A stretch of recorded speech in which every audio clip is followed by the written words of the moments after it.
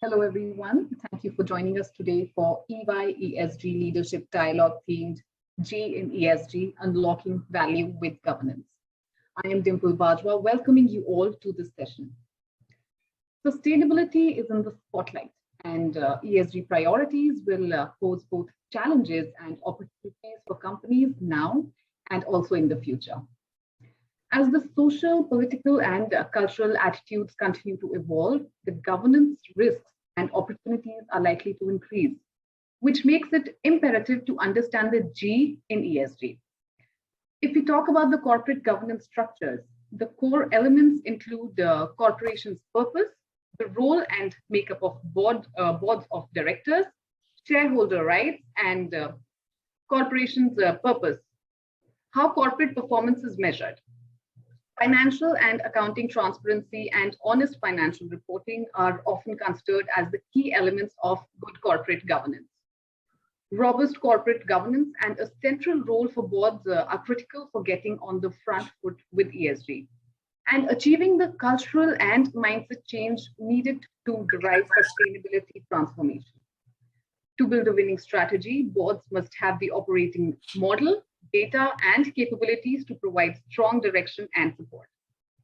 In this session, we will explore all this and will also touch upon some important aspects such as how to generate long-term value when the board's role in ESG is still evolving, financial and accounting transparency, data and financial reporting, ways to ensure that your board is equipped to deliver against its ESG goals, advantages of incorporating ESG factors into corporate strategy, generating long-term value when the board's role in ESG is still evolving. Today, we are delighted to be joined by a panel of distinguished business leaders from different sectors to explore how companies are paying special attention to governance issues and working on ESG strategies. Ladies and gentlemen, join me in welcoming Arun Duggal, Non-Executive Chairman, ICRA Limited and Audit Committee Chair, ITC Limited, Milind Sarvate, Founder and CEO, InCreate and Independent Director on several boards, Surbhi Gupta, General Manager, SEBI, Andrew Hobbs, Partner and EMEA Public Policy Leader, EY. And the session will be moderated by Naval Dumasia, Partner and Leader Manufacturing, Energy and Infrastructure, EY India. Let me also tell you that Naval is also the Markets Enablement Leader for Africa, India, and Middle East. He's keen to embed technology in everything that the business does to ensure that EY creates a sustainable and recurring value proposition for its clients. I request the guests to pose their questions in the Q&A window below. If time permits, we will take up the questions towards the end of the session. Without further ado, I now invite Naval to take it from here. Over to you, Naval. Thank you, Dimple. Thank you so much. And hello to all my fellow panelists. Looking forward to a good, healthy, hearty discussion for this afternoon. So I'm going to start off with setting a little bit of the context. I know Dimple did cover a lot of the areas that I wanted to speak on. So let me just try and cover a few, and then we'll dive down into some of the questions that I think would be very, very interesting for all of us, as well as our audience to listen into. So big topic, obviously ESG, a very, very big topic in today's world, one that has gained significant interest in corporates, both in India as well as around the world. And I suspect that this is something that is going to continue in the foreseeable future. However, most times when I speak with fellow colleagues, professionals, business leaders, the common question that I get is, why this big fuss around ESG? Isn't this the way that business was always intended to have been done? What is new about this? Were we not supposed to be environmentally conscious, socially conscious, ethical, etc.? What has changed so dramatically in the recent past that has caused this significant focus on ESG? And of course, there are always pros and cons. We can always discuss and debate about the impact of industrialization, global warming, etc., etc. But these issues have been flagged off for several years. Why now? What's really changing now? And some of the questions and the responses to these that come to my mind are that the younger leaders that are coming through in the corporate world, they're really saying, let's look at our planet and let's just see what is the access that we have to nature and natural resources and how do we safeguard those. The second issue is around availability and saying one is access, the second one is around availability and what's going to be happening in the near future if items such as water, aspects such as water actually suddenly disappear. So what's the issue around availability? The third one is around society and societal impact and humans and how are we treating people and what are we doing around them. And there is this huge there's a huge body of wealth that is actually flowing through on ESG now because several large investors have really started putting significant amounts of money onto companies which are environmentally, socially, and well governed. They are really putting a premium and saying, this is important for us. We really want to make sure that companies which follow the ESG path are crucial. So with that context, it's a fascinating topic. It's a topic which is evolving, and I'm pleased to have so many distinguished people along with me who can provide their perspective. This is the fourth roundtable on the EY ESG along with ET series. And I'm really trying to get a sense from our independent directors, our policymakers, our regulators, as to what really is happening in this ESG world right now. So let me start off with the first question, if I may. And it's really around saying that in recent times, the adaptation, mitigating climate change impact, inclusive growth, SEBI has come out with a BRSR, the reporting for the top 1,000 listed companies, all of this in place. So I really want to get a sense from my panelists, and maybe I'll ask my two independent director colleagues to start off first. What is really happening on the ESG front in companies and companies' boards? How is the governance context in companies adapting or changing? And do you feel that ESG is really getting integrated into the overall strategy of the board and the oversight responsibilities of the board? So maybe if I could call Mr. Duggal, Mr. Sarvate to start off, and Andrew and Surabhi, please, whenever you feel like you're jumping in, please do. So over to you, Mr. Duggal, Mr. Sarvate. Thank you. Thank you, Nebel. I'm delighted to be part of this panel and share my comments and views on ESG. As far as ESG in corporate boards is concerned, I think it's a work in process at the moment. This has gained a lot of importance. A lot of board members have, almost all board members understand that it's a very important issue that needs to be dealt with. Some of them even understand it reasonably well. Some of the older board members like me get confused between ESG and CSR because both of them have 3 letters. But I think it's taking root now. But my assessment of, or my impression talking to several colleagues on boards is that the board's involvement in ESG is rather limited as of now. I would be surprised if many board members know what is the ESG rating of their company by MSCI or Refinitiv or other rating agencies. Most board members are happy to leave it to management to deal with this issue and then report periodically to the board. One change I've seen is some of the more progressive boards had sustainability subcommittees of the board.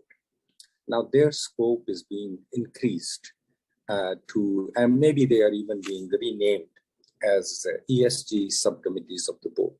So in summary, work in process, early days, but people are recognizing the importance of it. Thank you, Mr. Duggal. Mr. Sarvate, your view? Yes. So firstly, Neville, Josna and Dimple, thanks for letting me be on this forum. It's a pleasure to be here in this company. As regards ESG's salience with boards, I would say that business entities typically rise to an occasion when they see value in the offering.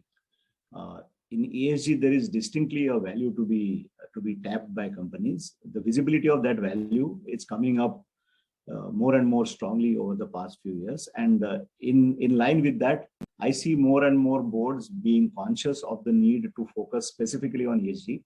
And as Arun rightly pointed out, there are a few boards who are constituting separate committees, which may be named whatever, but they are essentially looking at ESG. Now, if you split the ESG into those three parts, one would find that the social part was in some way being dealt with by the CSR committee. The governance part was being dealt with by the whole board, as also sometimes more focusedly by the nominations committee in many companies. So the E part is something which is receiving a little more focus. There is also some bit of lack of clarity one sees around the boards as to what exactly would be ESG in addition to whatever we are doing. But I feel that as there are more and more clear KPIs which have a public visibility, as more and more KPIs come, key performance indicators come up, and companies start getting measured on that, I think there would be a greater degree of organized interest in this. At some level, this is a journey from self-interest to enlightened self-interest, and therefore it will take some bit of time. But I also feel that there are two principal markets which value companies which are good in ESG. One obviously is the financial market, where investors tend to rate good ESG companies better than others.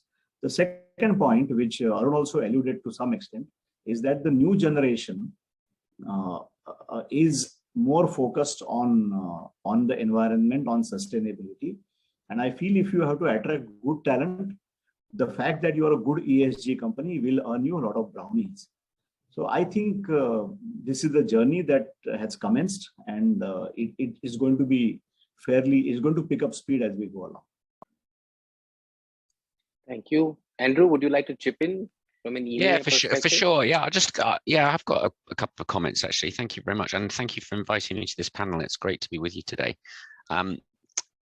On the sustainability committee point, this is just a personal point of view. I think there's a good role for a committee such as that to be tasked with doing almost a project that identifies how to integrate ESG into the current governance structures, and with a kind of an end date in mind. In other words, a plan to disband it eventually if you want to truly integrate. Because there is a danger that a sustainability committee is simply just seen as the only place that these matters can be discussed, and everyone else can go about their business.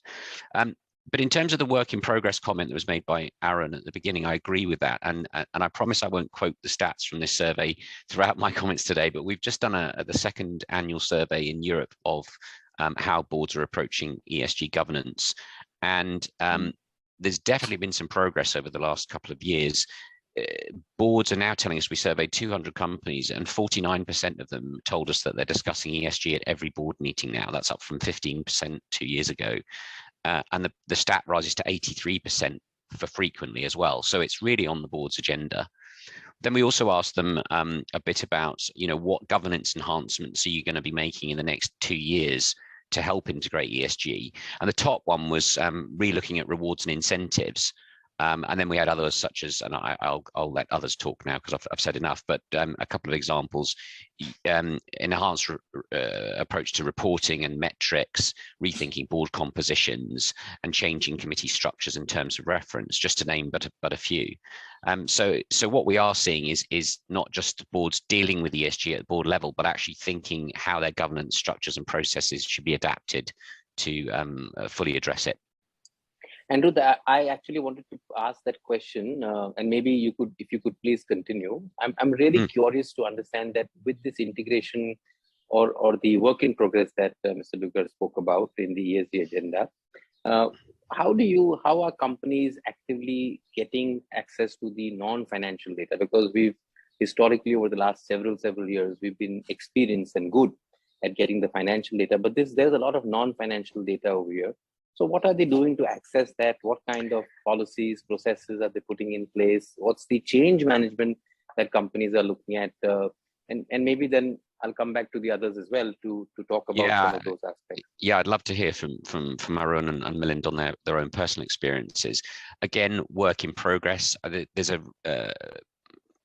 massive initiative going on in Europe to mandate sustainability reporting standards by 2024, and companies are responding to that, looking at their internal controls and recognizing that the processes and systems that they had in place for current CSR reporting is not fit for purpose in a world if we can see a future where the expectations around veracity of non-financial data will be similar to those expected of financial information.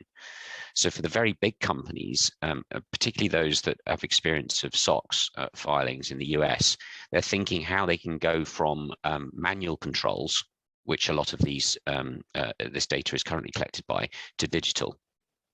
Because of that concern for veracity, but it is a real work in progress. And I don't know how many of you are old enough to remember IFRS implementation and SOX implementation, but some of my fellow colleagues are saying in Europe this change is a bit like having an IFRS conversion and SOX implementation all in one at the same time. So it's a big deal. Mr. Sarvate, Mr. Dugal, any other comments from your side on these three particular areas? Milind, I think you're on mute. I can't hear you. I realize that. On the non-financial information part, I feel what Andrew said is right, that it's a humongous task ahead, but we have to make a beginning. There are involvements of the auditors also in that in some way, because you cannot have a situation where in the audited financial accounts, you are governed by a lot of restrictions, and in the non-financials, you can say pretty much whatever you want to. So there will have to be a proper correlation. That data will have to be justified, correlated, verified with other data. And in the generation of that data, there will have to be a sea change in the way companies operate. As of now, most of the reporting functions in a company, they may be waking up only as the reporting date approaches. But this should be more like an ERP where this information is available on the press of a button all through the year. So it is actually a big thing, because a lot of this data also is not readily amenable to quantification, especially in the social space. So there is a challenge ahead, but I'm very happy that this is happening, because finally you may like quantitative data, but the real improvement in the quality of people's lives is usually indicated by qualitative factors. And if ESG has an elevated high objective, that objective is to improve quality of lives. And over there, quantitative data will stop having relevance at a point in time. So I think it is important. We have to go through this pain necessarily. Yeah, if I could just add, I absolutely agree, Milind. Let me take one example. It's maybe more trendy to talk about your carbon footprint and net zero ambition as to when you will be net zero at the company level. Of course, country level, of course, also is being done. But is there a standard methodology to measure your CO2 emissions, greenhouse gas emissions? Is there a way to compare? Is there a way to audit scope 1, scope 2, scope 3 emissions? And who is supposed to do that? So I think there is more work required by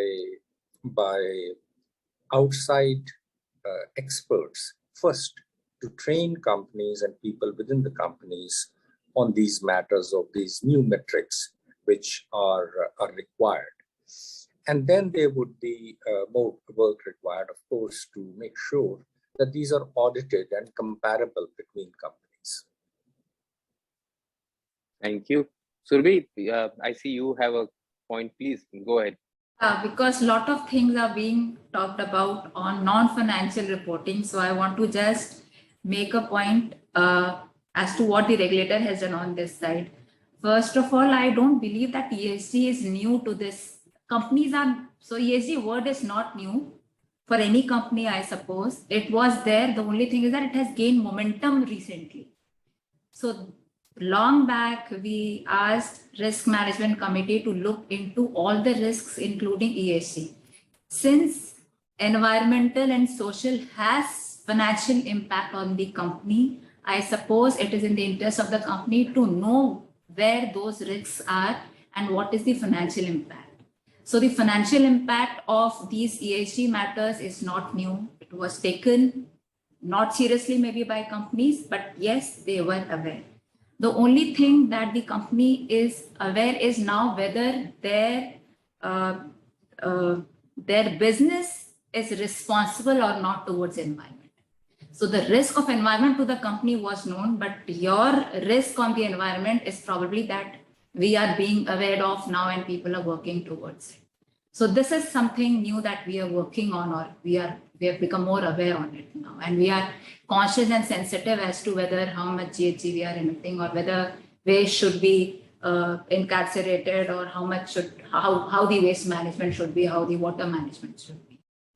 With regard to reporting, yes, it's a non-financial reporting, and as a regulator and as my peers globally, we all have taken this non-financial reporting. We have taken it to a next level, I would say. So while a financial reporting is very standard and very quantitative, till now this non-financial reporting was not standard, was not quantitative.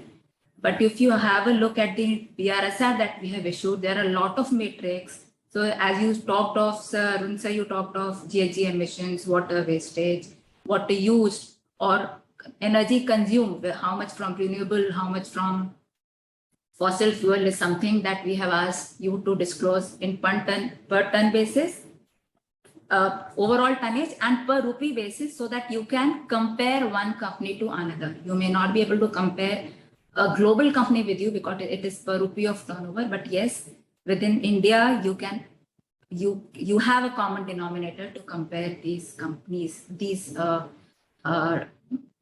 metrics with. With regard to assurance, yes, there is a problem. Currently, the BRSR states that if you have got it assured from a third party, you mention that it has been assured and name the vendor or the assurance agency which is assured, and also give the assumptions that you have taken while calculating this. But yes, there is no standard to it, and probably we need to work towards assurance. But our first step right now is right implementation of BRSR. So while it is in a voluntary stage this year, from the current year, 20 to 23, it will become mandatory. We'll see a lot of filings happening next year. But this year itself, we are expected to see around 80 to 90 filings in new format when it is on a voluntary basis. 2 have already disclosed. So we are happy to go get those kind of commitments. So let's see how things pan out. Excellent. I'm delighted that BRSR implementation is progressing well and companies are geared up to report.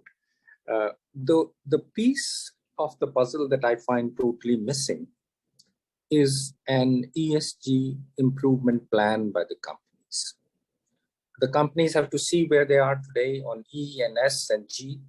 They need to set some goals, some targets that, as Surabhi mentioned, are energy consumption. This is how we're going to change our mix from fossil fuel to renewables over this period of time. This is what we're going to do in terms of our GHG emissions or other pollutants in the water consumption. Our gender balance. There should be some there should be a reporting of what is our present gender balance, right from the board level to the junior employee level, and how are we going to improve this in the next 5 years, 10 years, 15 years.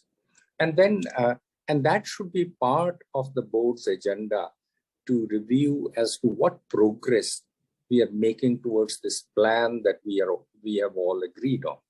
So my point is that that plan and development of that plan is missing at the moment. Answer. Thank you. So there is one aspect on expectations.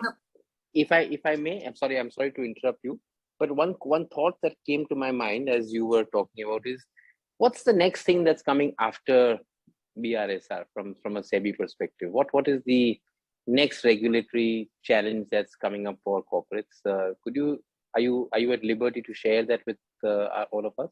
Yeah, sure, because it's all in public place.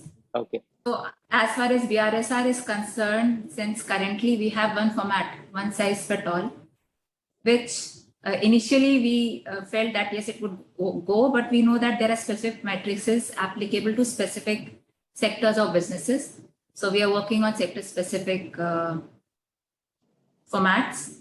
Assurance again is an area where we are working on.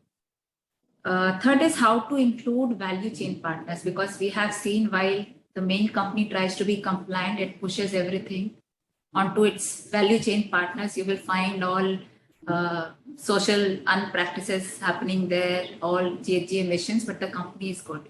So we are trying to see how we can involve those value chain partners in a regular mainstream sustainability reporting. So this is the work in progress on the RSR side. Then on ESG rating side, we are working because the next piece is how to tackle greenwashing. So we have already issued a consultation paper on mutual fund disclosures, and we have on mutual fund side made it mandatory that from October, ESG themed mutual funds will invest only in companies who are disclosing the RSR. On ESG rating side, again, we have a consultation paper, a very huge consultation paper, for which we are still in the process of getting comments. The last date is 10th of April. So this is all the ESG that we are working. That's wonderful, wonderful. And I just wanted to pick up one comment that Mr. Duggal made, which I think was very, very pertinent, and I'd like to pull in Andrew as well over here, especially around the ESG implementation targets and the progress, right? Saying that you had a target, you're now mapping against that. What's really happening at the country level, what's happening at the company level, etc.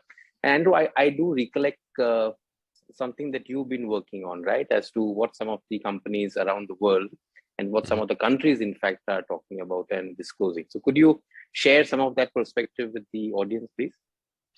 Yeah, I mean, I know I'll be quick. I mean, some companies have been doing it voluntarily, but again, if I sort of look at the sort of regulatory horizon in Europe, that will be required. So in Europe, we will are already seeing draft legislation that requires companies to describe in their non-financial reporting how they are approaching net zero and what the strategy is to get there. That is going to be underpinned by a legal duty as well if it goes through for directors to align their strategy with that net zero commitment. I think as a couple of people have observed, the focus does seem to be mostly on climate at the moment, but I think closely followed by social matters and certainly nature and biodiversity before that. So we're seeing voluntary approaches, but fast following with some regulatory requirements. SEC and UK are focusing primarily on climate related disclosures at the moment, but again, we expect them to follow with others in due course. Europe's out in front. Okay. Milind, anything that you'd like to pitch in right now, or should I move on to the next topic? I think you can move on. Okay. So the next one that I really wanted to get a little bit more insights, director learning program.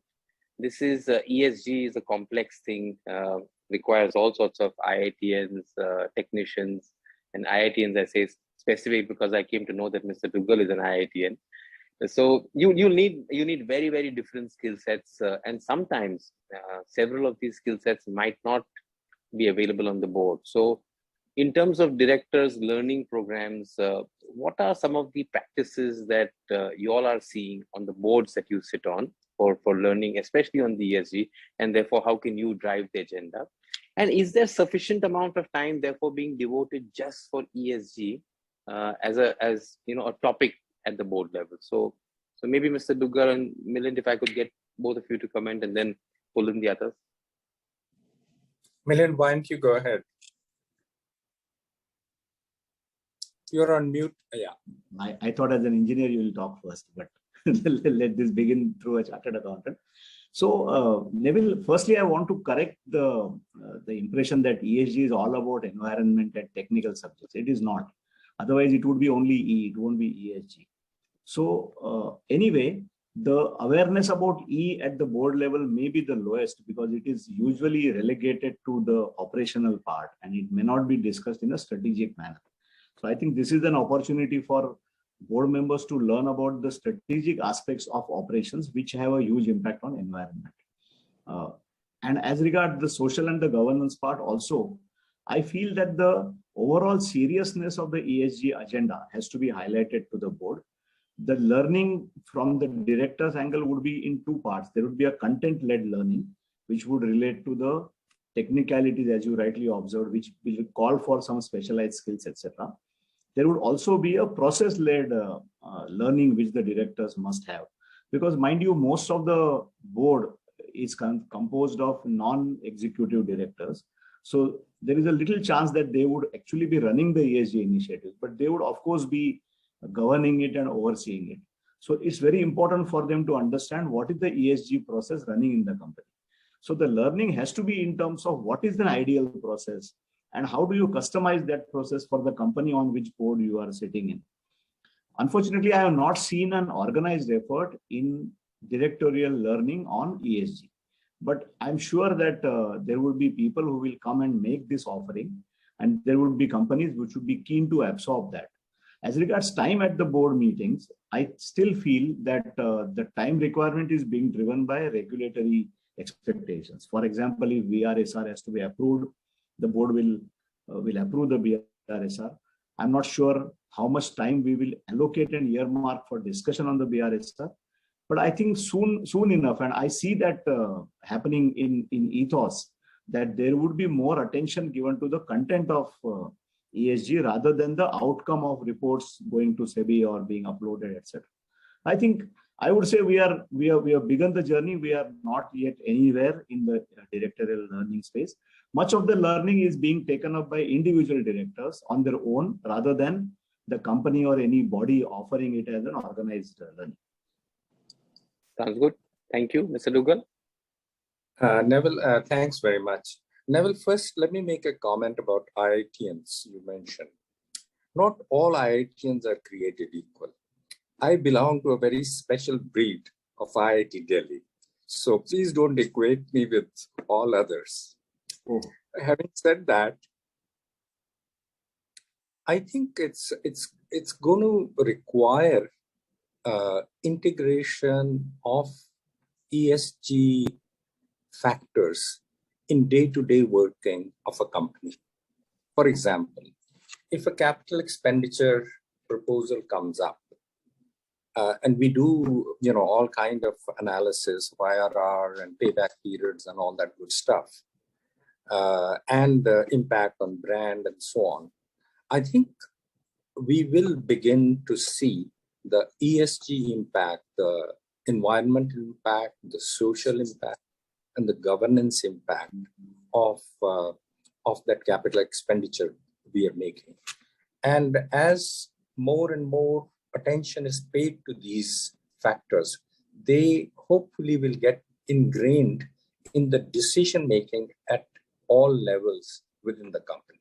To give you one example, other day we were looking at starting a new plant, and we're approving capital expenditure for that. And earlier in the discussion, we had looked at the gender balance within the company. An idea came at the board level. Can we have this plant, which is going to employ 225 new employees, all women plant? Is there any reason that we can't take that kind of a step? So as people become more and more conscious on how we have to move forward on the ESG agenda, I'm sure new ideas will come on how to accelerate that progress. Okay. I wanted to touch upon another topic, which is a little bit more specific to India, but I also wanted to get Andrew's views on what's happening. It's around this whole separation of roles, right, of chairman and the managing director. We in India did try, SEBI did try to implement this. Unfortunately, there was a little bit of a setback or a rollback, but I presume a modified version might come out shortly. What's your view, again, gentlemen, in terms of the concept of segregation or separation between these two roles? Do you feel strongly that this is good for governance and therefore should be something that should be adopted, A, from an India perspective, and B, Andrew, I'd love to hear what you're seeing in the other parts of the world as well. And the related question to that is, we are still in India, we are still a very regulatory driven entity, right? A very regulatory driven country, whereas several countries around the world have gone several years ago to a concept called comply or explain. So there is a broad set of guidelines which are provided to you. You look at those guidelines, and if you're in compliance with them, then that's fine. But if you're not, then you could explain the reason for the non-compliance and move on. Whereas here it is far more prescriptive in an Indian context. So I just wanted to merge these two concepts, these two ideas, both around separation and segregation and this comply and explain, and love to get to your feedback on the same. Would you like to start off, Mr. Dugal, first and then go on to Milind? Thank you. Happy to. This issue has been, I guess, in discussion for relatively long time. I remember a paper on this by Harvard Business School, maybe 7-8 years ago. And then we have been trying to grapple with this issue after Kotak Committee recommendation. What I find is a very intriguing set of arguments. In the first set of implementation guidelines, we said that let's focus on those companies where there is no promoter, and if the company doesn't have a promoter, then we don't need separate, because all interests are being taken care of. There is another argument which is getting more currency now, which is that India is different because a lot of our important companies, very successful companies, have a large concentration of ownership with a family or a promoter. And therefore, the model of having a separate chairman and managing director is not appropriate for India. So there are, there's a range of views on the subject. My own view is that the regulator has sort of evolved on this subject. First, there was a regulation, then there was, it was delayed, and now there's another twist to that regulation that this is voluntary. I think the best thing would be to leave this to the minority shareholders to decide rather than prescribing it. I think voluntary is fine, but so long as the decision is made by the minority shareholders.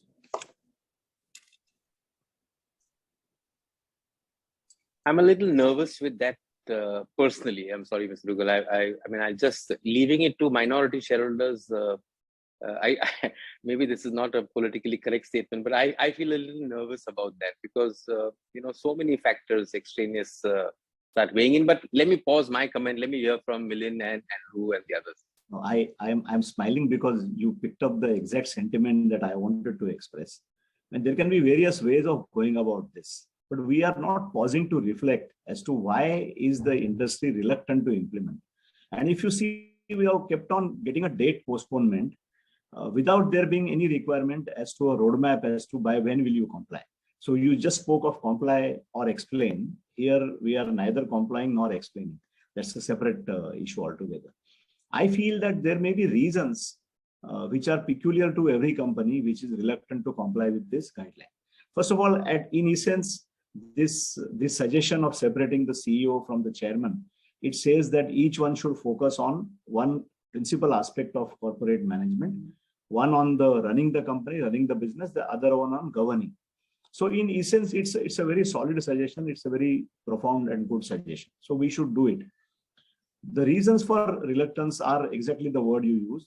Companies are nervous about getting another power center in the company because the chairman, while he or she may not have executive powers, it will be a force to reckon with. Many companies will find that you will have to provide an office to the chairman. The person will keep coming. My management will have access to him or her, etc. So I think there is an unease about having a new power center who is not actually running the business and creating that value. To my mind, it's a question of perception, and companies which have a high number of genuinely independent directors will be the first ones to adopt this. Companies who have technically independent but practically non-independent boards, they will be reluctant to do this because it's a new influence which has been brought in. And the suggestion to let minority decide will be resisted very, very strongly to my mind. I don't have a prescription on this. I feel this is a change in the setting which is probably a little premature for corporate India. The statistics of promoter-owned companies in India is very high. That's not the case overseas. And we have to reckon that it will take some time before this actually is implemented. But Milind, even if you go back quite a few years, couple of decades back, if you see the United States, right, most of the corporations over there were also promoter-led, and probably still are.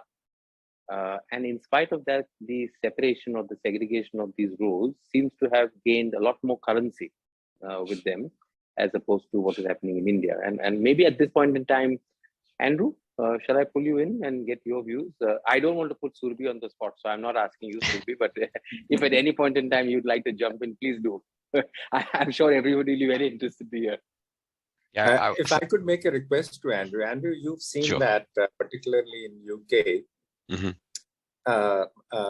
separation of board chairman and managing director. What impact do you think it has had in the last 10, 15 years that it has been in practice? Yeah, no, happy to answer that. And I think, and to comment on the comply or explain point. And I think the answer to both of those questions for me, there's a theme that runs through them, and we discussed this in some of our preparation, which is what is your mindset towards governance? Do you see it as simply a list of things that you have to do because a regulator tells you to, or is it a body of thinking that has developed over a long period of time that seeks to explain how you can better run your business? And I am more in that second camp, which is let's make it work for us.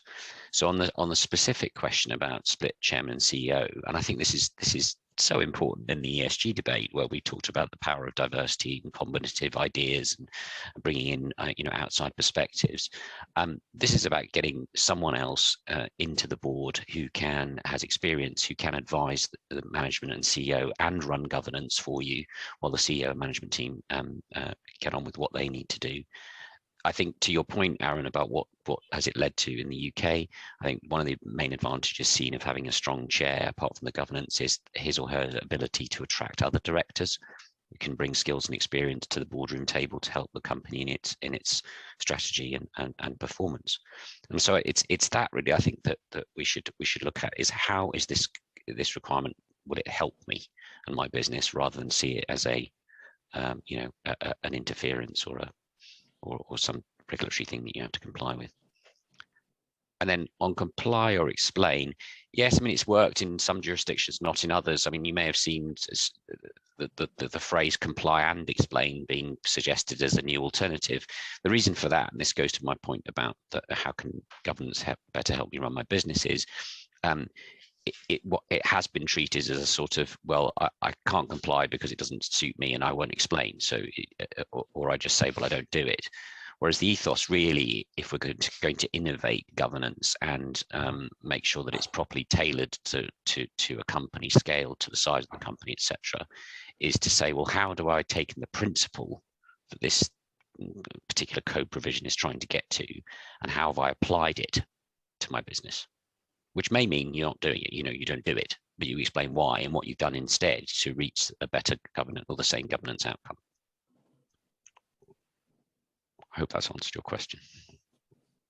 Yep, but I think, Andrew, from your earlier response, and I'm just reflecting back on what Milind spoke about, that creation of that alternate power center is probably something that, a very mature handling will need to happen for two people to manage, right? If you say that the chairman is a person who's got significant experience, can get in a lot of new directors, different skill sets, it may not be in line with what the MD was actually thinking about. So to Milind's point on that power center, maybe there's something to think about on that particular area. Okay. Yeah. If I could sorry, Mr. Lewis. Yeah, yes, please. Yeah, I agree with Milind that risk does exist of creating two power centers within the company. At the same time, I also believe that for governance, greater experience, gravitas, connections in the broader business and other ecosystem is very desirable.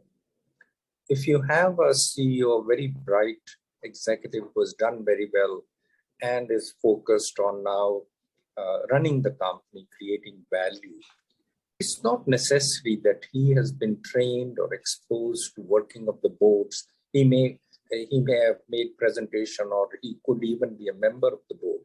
But managing the board, making it work like a team, attracting talent into the team, also providing a counselor to the CEO. CEO's job is a very lonely job.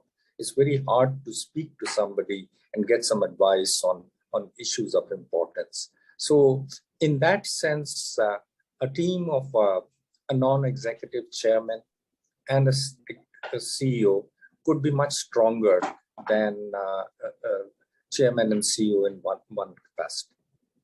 Got it. Thank you. Andrew, do you have a comment? Yeah, just a very quick comment at the end. And I really agree with everything Aaron said, and I'm so glad he did. I think the other thing that may mitigate against the risk that Milind articulated and you've picked up on is clarity of roles. It is being really clear on whose job who's doing what job, rather than overlapping. And I think that could help. Neville. Yes, Milind, please. Just one comment I would make is that it all depends on the companies and the promoters' philosophy. There are promoters who believe that what is good for the company is good for the promoters. That breed will be open to having a chairperson who is completely separated from the promoters. There are, however, there is a large number of promoters who believe that what is good for the promoters is good for the company. And to many of those, the listing is a process that has been done for some financial and corporate reasons. It's not listed company ethos may not prevail or may prevail to a limited degree. If they believe that what is good for them is good for the company, they would say that I don't want a chairperson who is separate from the promoters. So this is good for me and therefore it has to be good for the company. And if SEBI is forcing us to do it by a particular date, we'll figure out how to handle it. But so long as SEBI is allowing us time, we will take that time. I would say that this is the philosophy which many people would deploy. And stated very, very well.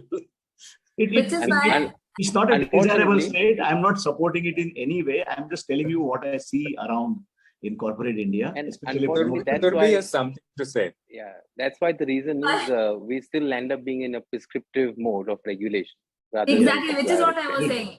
As a regulator, we say prescriptive regulation is inverse. It has an inverse relationship with the ethos and the ethics. The better the ethics and ethos, obviously, why would we go into prescriptive? We will go for comply and explain. But it has an inverse proportion. And also, I think our comparison with foreign markets is not right here because we have a very unique structure of promoter concept vis-a-vis controlling shareholder concept. We recently did a study with OECD and where the promoter structure of many jurisdictions was seen. And OECD pointed out that ours is a unique jurisdiction where even without having a shareholding, you are called a promoter. You have that controlling interest without having a shareholding. So this is very unique to our market. Wonderful. Thank you, Surabhi. I wanted to ask one, I know we are at 4:20, so we'll probably have time for one more question. And I wanted to pick this topic around the proxy advisory firms and the role that they could actually play in say, improving the governance, in aiding the independent directors and aiding the boards of companies, because in a sense, they are an external conscience keeper, right? So the more questions that they can probe, they can ask, they can put down and educate the public, the more will be the public better informed, and therefore the better the responses, the better the questions that will be asked of management. I, however, see that that's not really happening in India. It's, I mean, proxy advisory firms have been a relatively new phenomenon in India, relatively. Whereas in several other parts of the world, proxy advisory firms do a fabulous job, right? I mean, they're really at front and center. We take the example of ExxonMobil, where they actually push to get 2 board seats. I'm just curious, are you seeing that kind of traction in India on some of the boards that you sit on? Or Surabhi, are you seeing something from a SEBI perspective? Do you see a lot more activity in the proxy advisory firms gaining momentum shortly? I would say yes. This is what we have seen. That recently, if you see, there are a lot of instances of shareholder activism. You take Dish TV, you take Z Invesco. These are two recent examples. There are, in last year, we see there were a lot of agenda or resolution in AGM with regard to remuneration to the directors, which have been voted out. So I would say yes, there has been increased shareholder activism, and we have to give some credit to proxy advisory firms and some credit to regulators, because we have made mutual funds mandatory voting and also disclosure of their voting decision with the rationale as to why you voted that way. So I think more disclosures and obviously some active proxy advisors has led it. And some credit to the regulator for sure. Yes. Of course, of course. I would add, Mr. Neville, Sarvate, anything? Yeah, go ahead. yes, I would add that Surabhi is right, and there is a greater salience of proxy advisory firms. I feel for doing their job really well, they need to know the company in detail. And for knowing the company in detail, my suggestion would be that there has to be a more peacetime interaction between the companies and the proxy advisory firms. As of now, I suspect that the interaction happens when there is a specific issue at hand.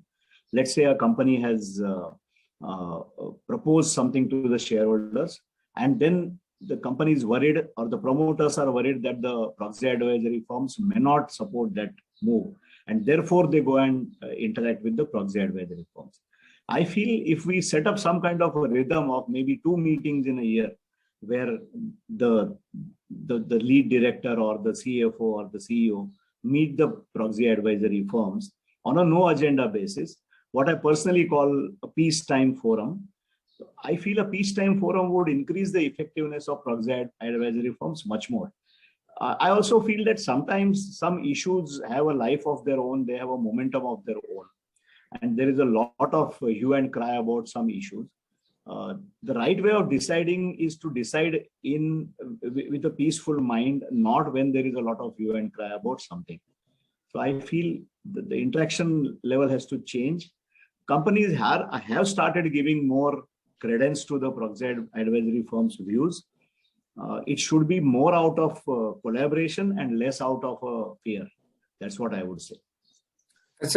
Agreed, Milind. Let me just make one point. Proxy advisory firms, even though it's, as mentioned, relatively newer phenomenon, they are imparting a sense of discipline to the governance processes. I know of one case where the director didn't show up for many meetings, and proxy advisory firms advised their institutional investors to vote against a reappointment of that director. And that did happen. After that, believe me, all directors are watching their attendance record themselves, and they will be there. Milind, I have a question for you. Would you think it will be useful for the boards to meet with the proxy advisory firms once a year or so to understand what is on top of their agenda? Yes, of course. That's something on the same lines as the peacetime forum I spoke about. I'll give you an example in the non-banking financial company sector. I am on the board of a couple of such companies, and we have a mandatory meeting with credit rating agencies, which we carry out at least twice a year. That's of course, credit rating agencies operate in a different domain, but that's also a peacetime meeting because there is no specific issue, but we have a direct access to those. And credit rating is some kind of conscience keeping. It may be more quantitative, but it is a conscience keeping. So this is a great idea, Arun, and I feel that in the companies where I sit on the board, I will try and push this idea of having a voluntary meeting of the board directly with the proxy advisory firm. The questions would arise as to further, whom should we meet, because there are many, and then whom should we decide and whom should we meet? Maybe meet with, I'll give you an example, what I found very useful, and that sort of ties in with director education, that one of the boards, we meet with one equity analyst from one firm every year, so that we get an outside-in view of how the investment community fund manager or a large investor is looking at our company. And that's very productive because these people have a broader view of other companies in the same industry. And I think the board learns a lot. Your point about meeting with credit rating agencies is also a good one. And I think there aren't too many proxy advisory firms. There are probably 2 or 3 which have the in-depth sort of knowledge, and meeting them would be good. Surabhi had a point. I have a question. So we actually mandated rating agency to meet the audit committee once in a year.